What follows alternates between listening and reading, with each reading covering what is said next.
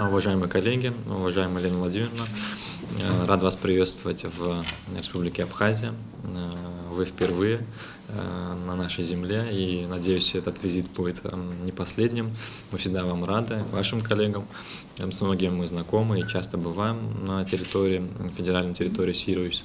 И безумно благодарны за всеобъемлющую поддержку нашей молодежи. Вот уже 2 года наши студенты имеют возможность обучаться в стенах IT-колледжа Сириус. Сам с ними общаюсь, и надеюсь, в этом году тоже мы приедем, посмотрим на ваших первокурсников, на их результаты. Во вторник у нас было обширное совещание с президентом республики, он тоже интересовался успехами наших студентов. Поэтому для нас это очень важный проект взаимодействия с федеральной территорией Сириус, в частности с IT-колледжем.